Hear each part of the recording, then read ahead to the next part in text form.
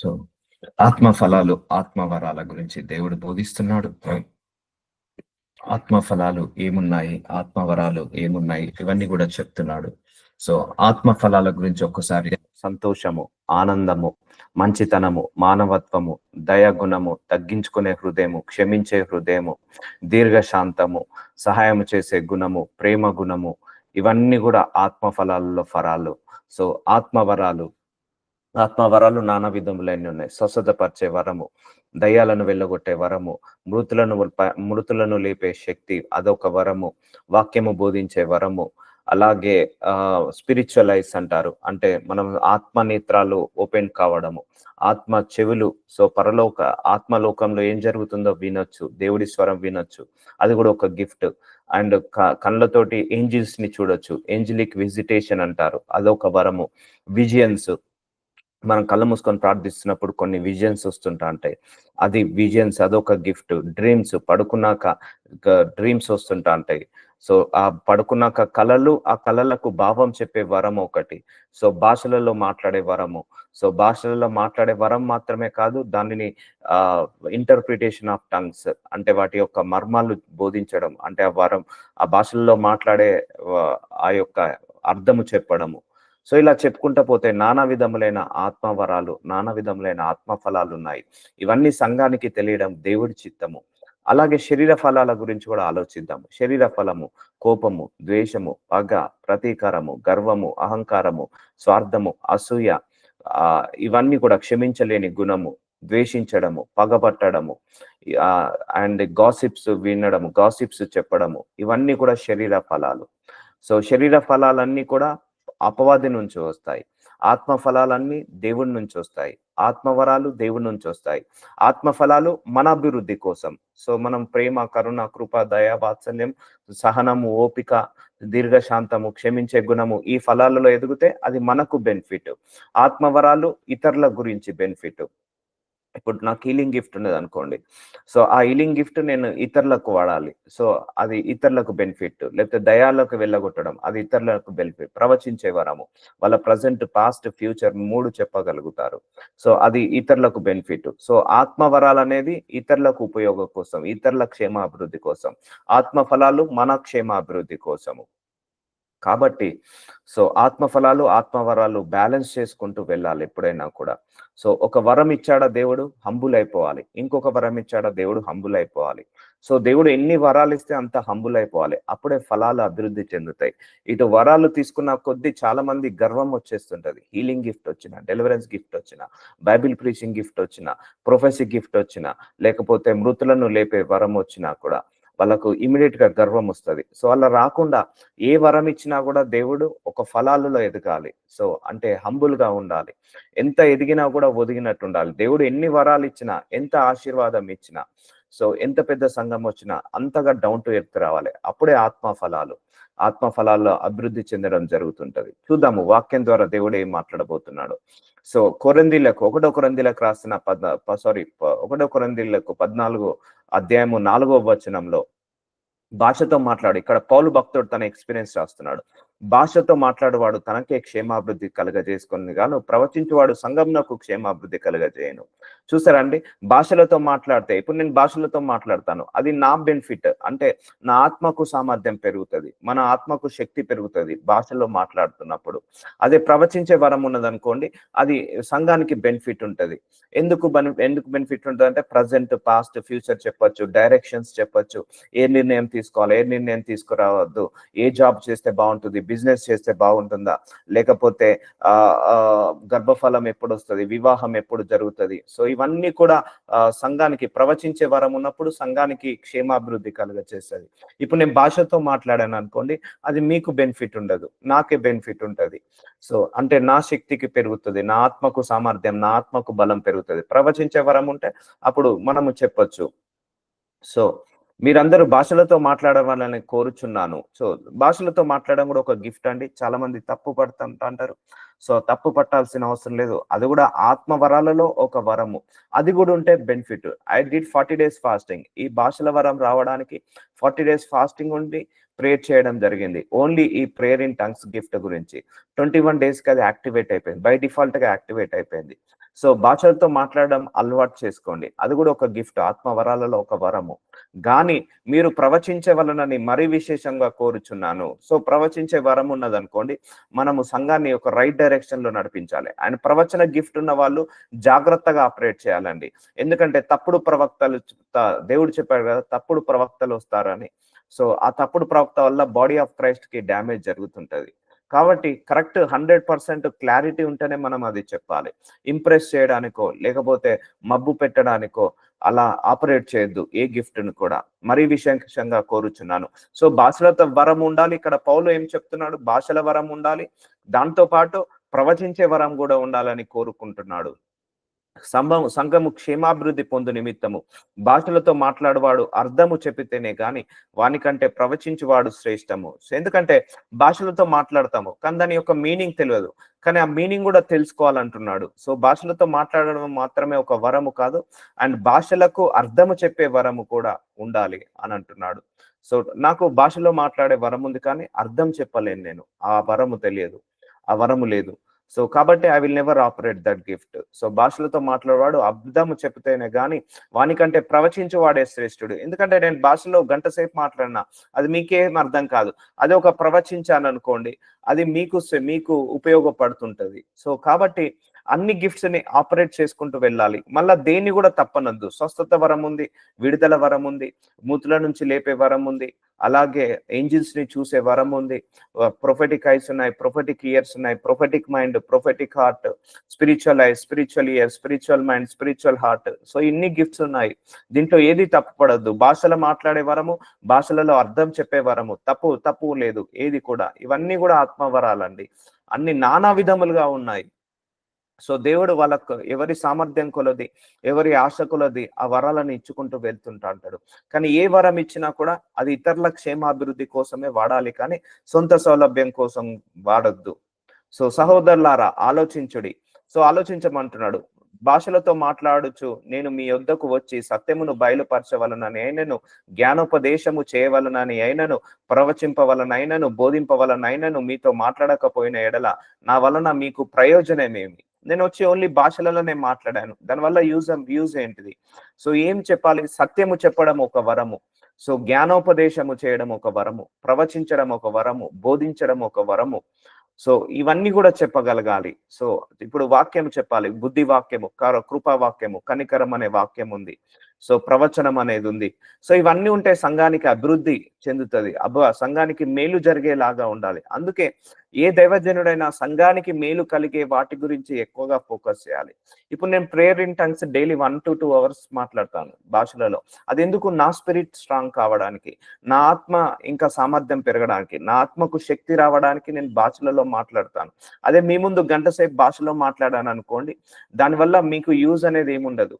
అదే ఒక వాక్యం బోధించాను అనుకోండి, అది మీకు యూజ్ అవుతుంటది. లేకపోతే ఏదైనా డైరెక్షన్స్ చెప్పాను అనుకోండి, అది మీకు యూజ్ అవుతుంది. లేకపోతే ప్రవచించాను అనుకోండి, అది మీకు యూజ్ అవుతుంది. అదే కాకుండా నేను గంట సేపు టంగ్స్ లో మాట్లాడి వెళ్ళిపోయాను, దానివల్ల మీకు ప్రయోజనం ఏమీ లేదు. అర్థమవుతుందండి? ఇవన్నీ కూడా ఇన్ని రకాల వరాలు ఉన్నాయని దేవుడు మనకు కళ్ళగట్టిన చూపిస్తున్నాడు. జ్ఞానోపదేశము, సో మనకున్న దైవ జ్ఞానాన్ని ఉపదేశము చేయడము. సో ఉపదేశము అంటే చెప్పడము. కొంతమందికి బైబిల్ జ్ఞానం ఉంటదండి. అంటే బైబిల్లో ఏ వర్స్ అడిగినా చెప్తారు, ఏ స్టోరీ అడిగినా చెప్తారు. అబ్రహాం స్టోరీ, యాకోబ్ స్టోరీ, ఇస్సాకు స్టోరీ, శామ్యూయల్ స్టోరీస్, దావీద్ స్టోరీస్, సమస్త అన్ని స్టోరీలు చెప్పగలుగుతారు.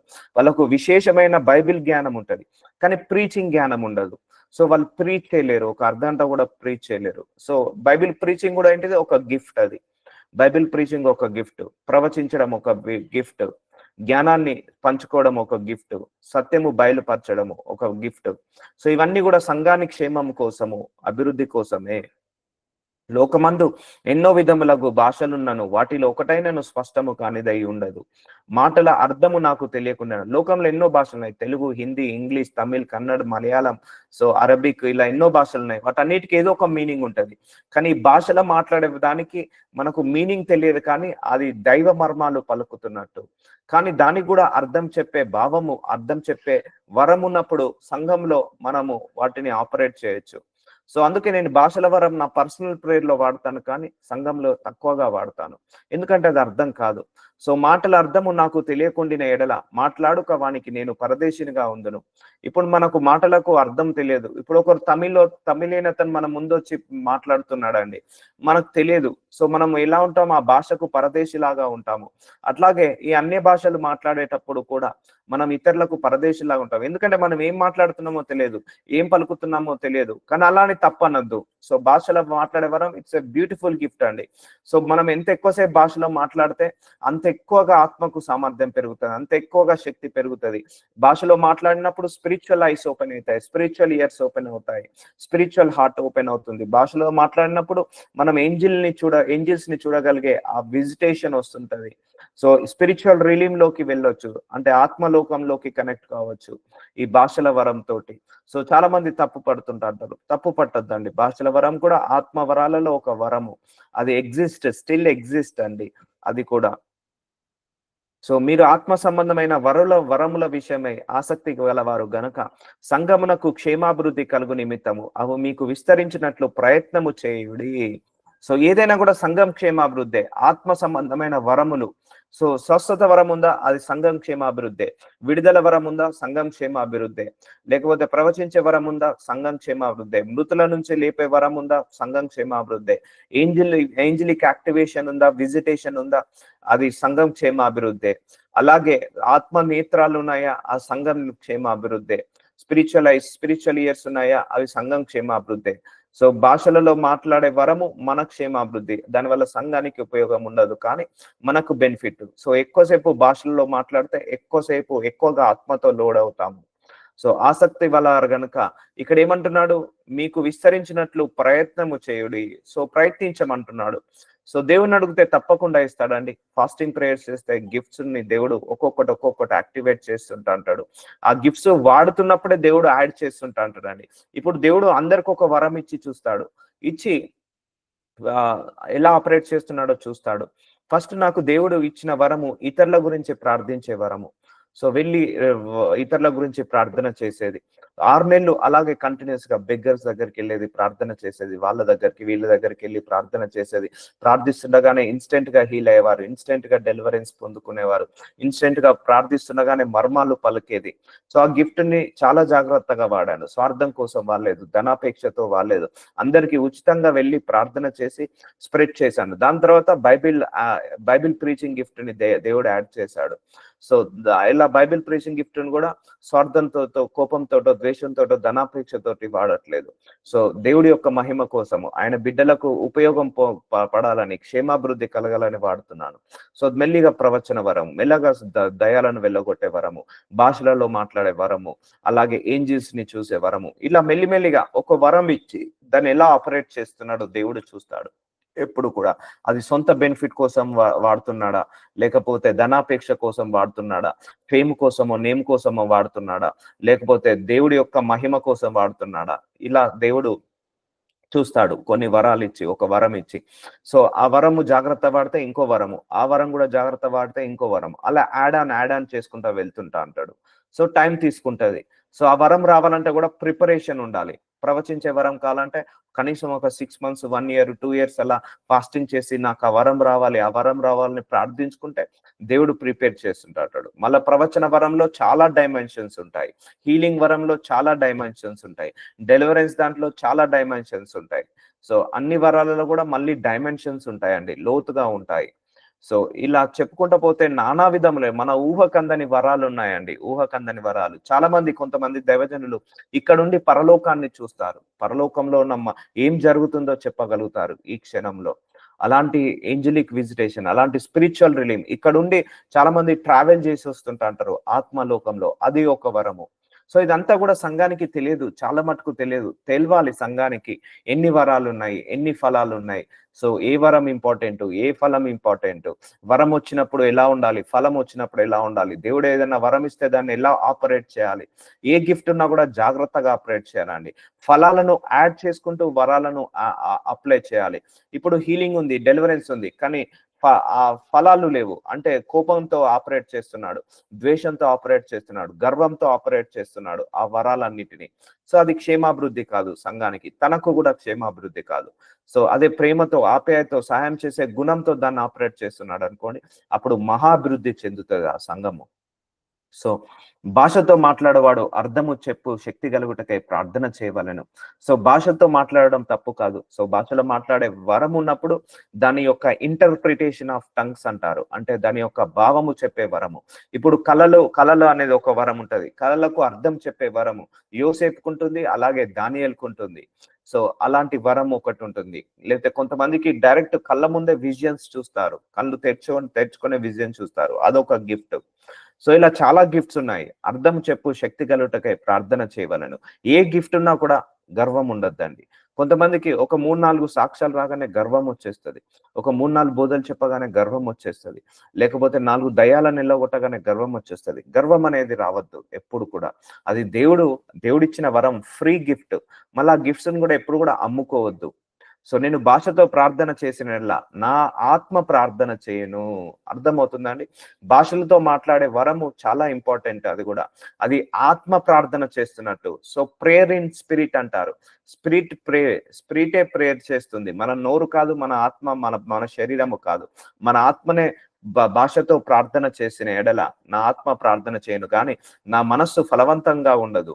సో ఆత్మ మర్మాలు సో మనకు తెలియదు. షారాబాక తల రాబాక నమ్రోస్ కోతలో రాబాక ఇది అన్నాను, మనకు అర్థం తెలియదు.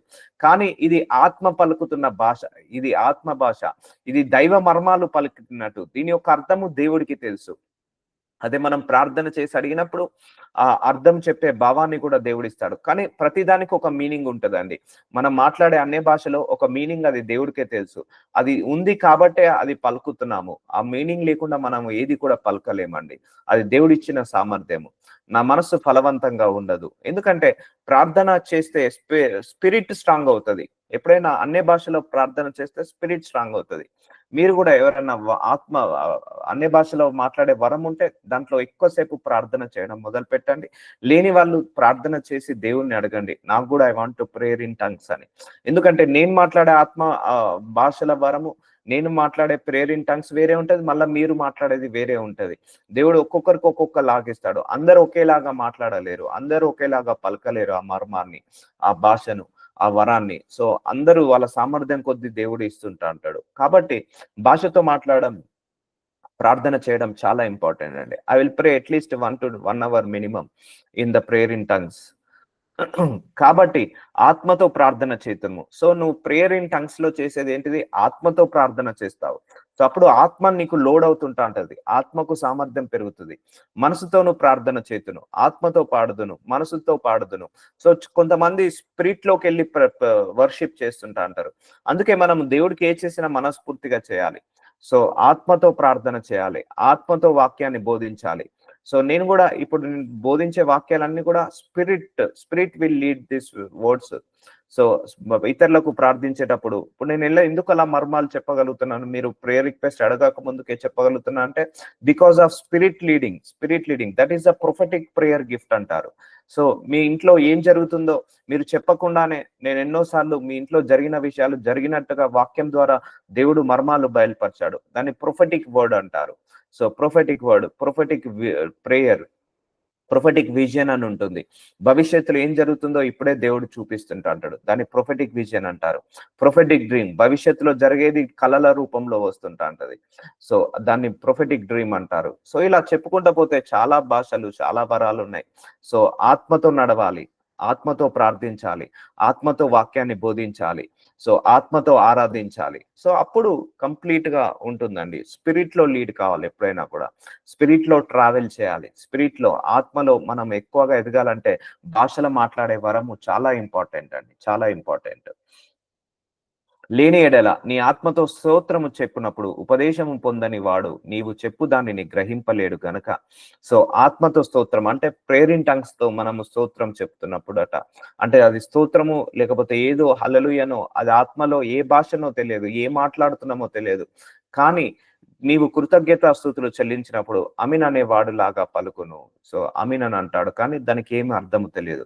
సో ఇప్పుడు అర్థమవుతుందా అండి? ఎన్ని రకాల వరాలు ఉన్నాయో దేవుడు సృష్టించాడో. వాళ్ళ సామర్థ్యం కొద్దీ, శక్తి కొలది దేవుడు ఇస్తూ ఇస్తూ ఇస్తూ ఉంటుంటా అంటాడు. సో చారిటీ చేయడం కూడా ఒక వరం అండి. ఆ వర్షిప్ చేయడం కూడా ఒక వరము. ఇన్స్ట్రుమెంట్ ప్లే చేయడం, మ్యూజిక్ ఇన్స్ట్రుమెంట్ ప్లే చేయడం కూడా ఒక వరము.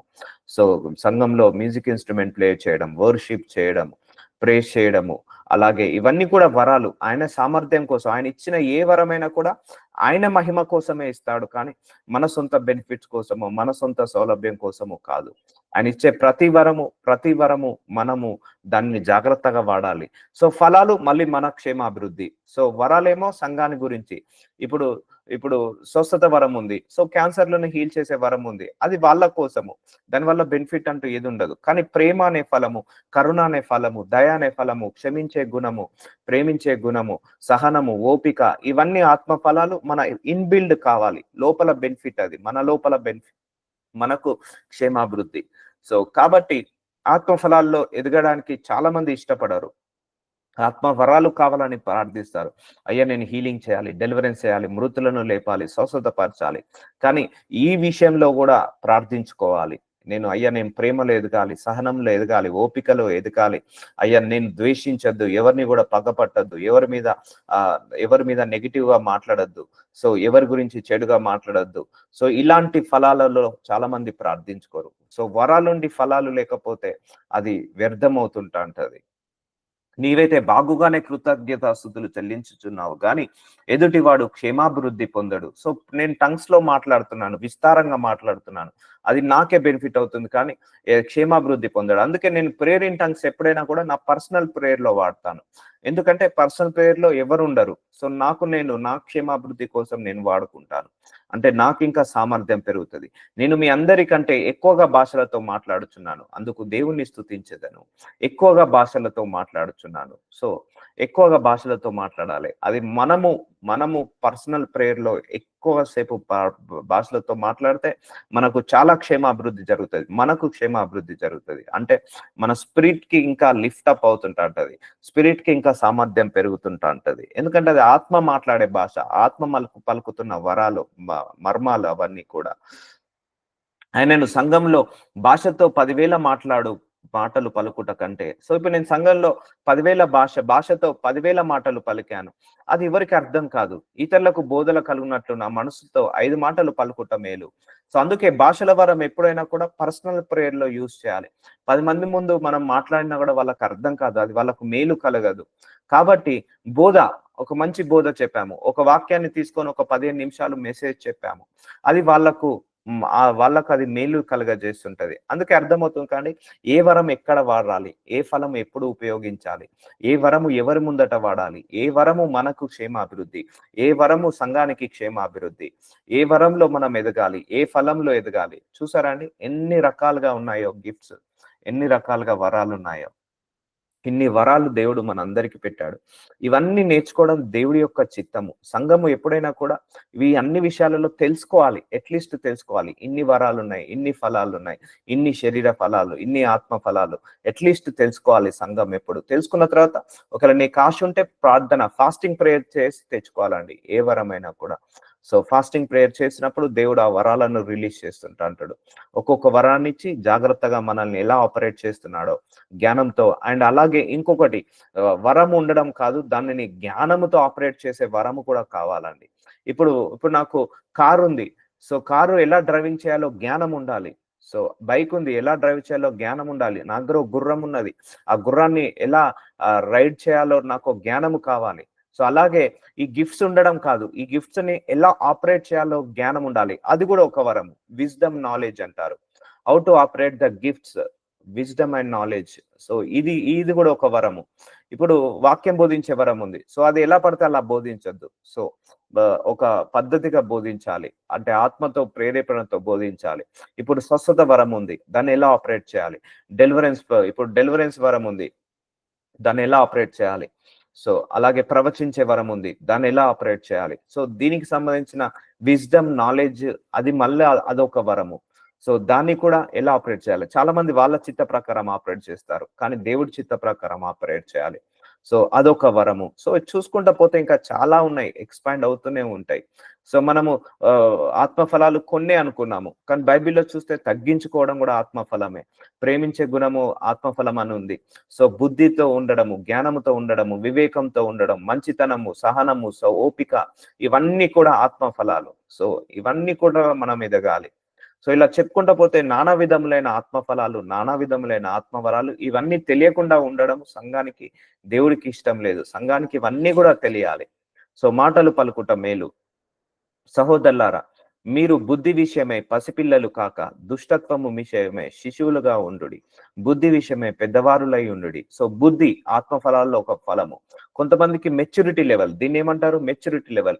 కొంతమందికి ఎవరి దగ్గర ఎలా మాట్లాడాలో తెలియదు. కొంతమందికి చిన్న పిల్లలైనా కూడా చాలా జాగ్రత్తగా మాట్లాడతారు. ఎవరి దగ్గర ఏం మాట్లాడాలి, ఎలా మాట్లాడాలి, ఎంతవరకు మాట్లాడాలి, అది కూడా ఒక బుద్ధి అండి. అది కూడా ఒక ఫలము. అది కూడా కొంతమందికి పెద్దవాళ్ళైనా కూడా, ఒక 40-50 సంవత్సరాలు పెద్దవాళ్ళైనా కూడా ఎవరి ముందు ఏం మాట్లాడాలి, ఎలా మాట్లాడాలి, సో లేడీస్ ఉంటే అప్పుడు ఎలా మాట్లాడాలి, జెంట్స్ ఉన్నప్పుడు ఎలా మాట్లాడాలి, పిల్లల దగ్గర ఎలా మాట్లాడాలి, పెద్దవాళ్ళ దగ్గర ఎలా మాట్లాడాలి, సో అండ్ కుటుంబం అయితే ఎలా మాట్లాడాలి, సో అవుట్ ఆఫ్ దట్ ఎలా మాట్లాడాలి, ఇది ఒక బుద్ధి. అర్థమవుతుందా? మీరు బుద్ధి విషయమే పసిపిల్లలు కాక దుష్టత్వము విషయమే శిశువులుగా ఉండుడి. సో దుష్టత్వం విషయంలో తగ్గించుకోండి, అంటే ఇక మైనస్ లో వెళ్ళిపోండి అంటున్నాడు. బుద్ధి విషయమే పెద్దవారులై ఉండుడి. సో బుద్ధి అనేది కూడా ఆత్మఫలాలలో ఒక ఫలము. అంత అంటారు కదా, కొంతమంది తిడతారు, వీడికి బుద్ధి లేదు, ఏం మాట్లాడాలో తెలియదు ఎవరి ముందు అని. సో అది కూడా ఒక గిఫ్ట్ అండి. చాలా మంది తిడుతుంటా అంటారు, వీళ్ళకు బుద్ధి లేదు, ఏం మాట్లాడతారో తెలియదు అని. సో అది కూడా గిఫ్ట్. కొంతమంది కోపాన్ని కంట్రోల్ చేసుకోలేరు, ఎవరు పడితే వాళ్ళ ముందు ఎలా పడితే అలా అరుస్తుంటా అంటారు. అది ఇంట్లోలా బయటోళ్ళ అని చూడరు. So control. So situation, atmosphere బట్టి just control your tongue. So మనం ఇంట్లో ఒకలాగా ఉంటాము, సో 10 మంది వచ్చినప్పుడు ఇంకోలాగా ఉండాలి. అది కరెక్ట్ బుద్ధి. సో మన ఇంట్లో మన ఫ్యామిలీ మెంబర్స్ తో కొంచెం ఫ్రెండ్లీగా ఉంటాము, 10 మంది వచ్చినప్పుడు డిసిప్లిన్ గా ఉండాలి. బుద్ధి డిసిప్లిన్ గా ఉండాలి. సో అవన్నీ కూడా ఇంపార్టెంట్. అన్ని భాషల మాట్లాడు జనుల ద్వారాను, పరజనుల పెదవుల ద్వారాను ఈ జనులతో మాట్లాడుతును, అప్పటికైనా వారు నా మాట వినకపోదురు అని ప్రభు చెప్పుచున్నాడని ధర్మశాస్త్రంలో రాయబడి ఉన్నది. సో అన్ని భాషలు ఎప్పుడైనా కూడా ఆ వరం ఉన్న వాళ్ళు పబ్లిక్ లో వాడకండి, అది పర్సనల్ ప్రేయర్ లో వాడండి. సో ఒక పబ్లిక్ లో వాడినా కూడా ఒక ఆత్మ సామర్థ్యం పెరగాలనే, కానీ ఈ భాష నాకుంది 10 మందికి చెప్పుకోవాలని మాత్రం వాడద్దు అది. ఎందుకంటే విమర్శలకు గురైన వాళ్ళందరూ కూడా ఈ భాషలో మాట్లాడే వాళ్ళే. అందుకే భాషలో మాట్లాడితే మనకు, నిజంగా చెప్తున్నాను, మన ఆత్మకు సామర్థ్యం పెరుగుతుంది. మనం ఒక 5-6 గంటలు నార్మల్ గా ప్రార్థించడం కంటే భాషలలో ఒక గంట సేపు ప్రార్థిస్తే మన ఆత్మకు శక్తి, ఆత్మకు బలము, ఆత్మకు సామర్థ్యము షార్పెన్ అవుతుంది, లైట్ వస్తుంటది, మన ఆత్మకు వెలుగు వస్తుంటా ఉంటది. సో ఈ వరము చాలా ఇంపార్టెంట్. సో భాషలతో అట్లీస్ట్ ఒక 20-30 మినిట్స్ అన్న పర్ డే కేటాయించాలని ప్రార్థించాలి. మళ్ళీ దీంట్లో 2 ఉన్నాయి, prayer in tongues, speaking in tongues. నేను కళ్ళు మూసుకొని మోకరించి భాషలో మాట్లాడుతున్నాను, అది ప్రేయర్ ఇన్ టంగ్స్ అవుతుంది. నేటు గోడ చూసుకుంటా షారాబాక తల రాబాక తామ్రోస్కోతలో పని చేసుకుంటా షారాబాక తల రాబాక, దీన్ని స్పీకింగ్ ఇన్ టంగ్స్ అంటారు. అంటే నేను ప్రేయర్ చేయట్లేదు, మాట్లాడుతున్నాను, భాషలో మాట్లాడుతున్నాను, ఒక మనిషితో మాట్లాడినట్టు. ఇటు గోడను చూసుకుంటున్నావు, ల్యాప్టాప్ చూసుకుంటున్నావు, ఇటు బాటిల్ని చూసుకుంటున్నావు, షారాబాక తల రాబాక నమ్రోస్కోతలో రాబాక, ఇది మాట్లాడుతున్నాను. అదే నేను పర్సనల్ ప్రేయర్కి వెళ్ళి మోకరించి కళ్ళు మూసుకొని ప్రార్థించినప్పుడు అది ప్రేయర్ ఇన్ టంగ్స్ మళ్ళీ స్పీకింగ్ ఇన్ టంగ్స్. సో ఇలా చెప్పుకుంటూ పోతా. ఇప్పుడు నేను బైక్ మీద వెళ్తున్నాను, ఆ భాషలో మాట్లాడుకుంటూ వెళ్తా, షారాబాక తల రాబాక నమ్రో, సో మాట్లాడుతున్నాను అంతే, జస్ట్ మాట్లాడుతున్నాను. సో ఇలా ఎన్నో రకాలుగా ఉంటాయి గిఫ్ట్స్ ఆపరేట్ చేయడానికి. So prayer in tongues, speaking in tongues, మళ్ళా ఇంటర్ప్రిటేషన్ ఆఫ్ టంగ్స్, అదొక గిఫ్ట్. వాక్యం బోధించడం ఒక గిఫ్ట్, వాక్యము జ్ఞానం ఉండడం ఒక గిఫ్ట్. సో వాక్యంలో మర్మాలు, కొంతమంది లోతైన మర్మాలు, కనెక్టివిటీ చూపిస్తారు. ఆది కాండం నుంచి ప్రకటన గ్రంథం వరకు ఏది ఎక్కడ కనెక్టివిటీ ఉందో చూపిస్తారు, అదొక గిఫ్ట్ అది. సో వాక్యంలో ఉన్న మర్మాలు అంటే మిస్టరీస్ రివీల్ చేయడం, అదొక గిఫ్ట్.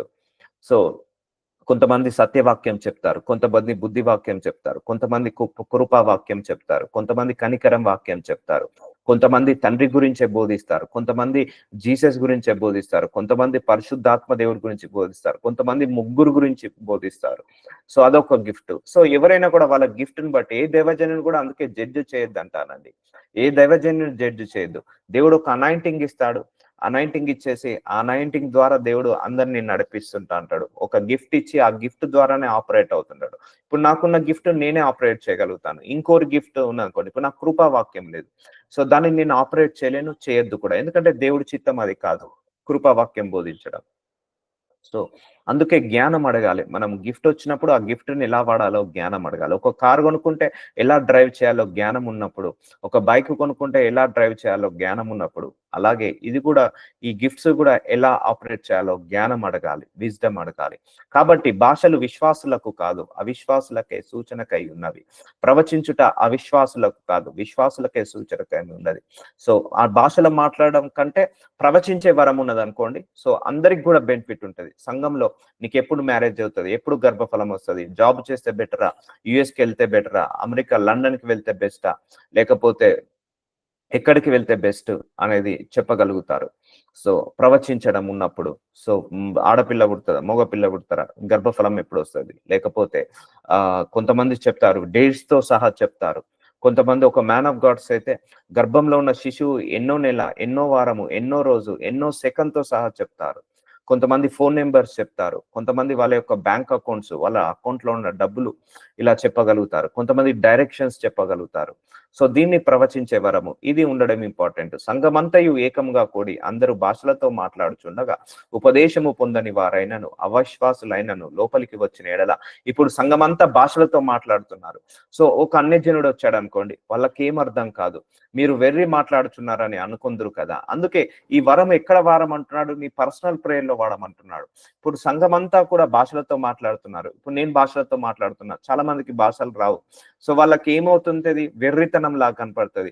ఇప్పుడు మనందరం భాషలతో మాట్లాడుతున్నాము, ఒక అన్యజనుడు వచ్చాడు సంఘానికి, దానివల్ల ఏమవుతుంటది? వీళ్ళంతా వెర్రిగా ఏదో పిచ్చి పిచ్చి మాటలు మాట్లాడుతున్నారు, పిచ్చి పిచ్చి పలుకులు మాట్లాడుతున్నారు, ఏదో మంత్రాలు వేస్తున్నారని అనుకుంటారు.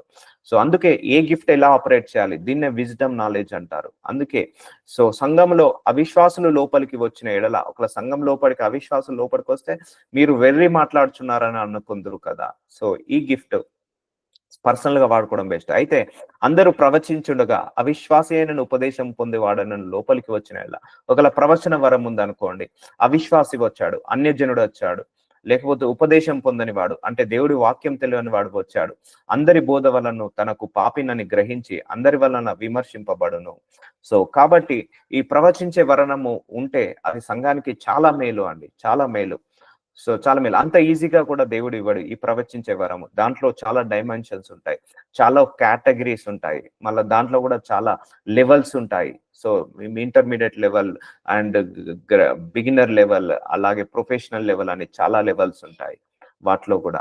అప్పుడు అతని హృదయ రహస్యములు బయలుపడును. ఇందువలన దేవుడు నిజంగా మీలో ఉన్నాడని ప్రచురము చేయొచ్చు.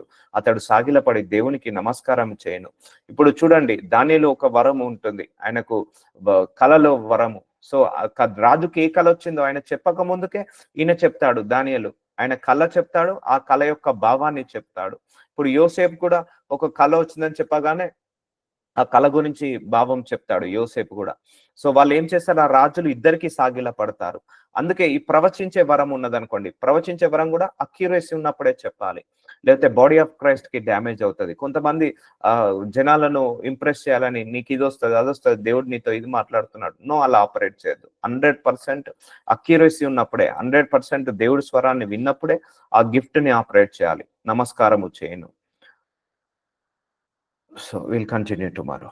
Lord Jesus, I thank you so much for this wisdom and knowledge, my Lord. మా అందరికి జ్ఞానాన్ని ఇస్తున్నందుకు వందనాలు తండ్రి. అయ్యా ఈ ఆత్మ ఫలాలు ఇన్ని వరాలు, ఇన్ని ఫలాలు ఉన్నాయి నాయన. మా అందరికి కూడా మీ ఆత్మ వరాలతో ఫలాలతో నింపి బహుబలంగా అందరినీ కూడా వాడుకోమని యేసు నామంలో ప్రార్థిస్తున్నాను తండ్రి. ఆమేన్, ఆమేన్. ఆమేన్.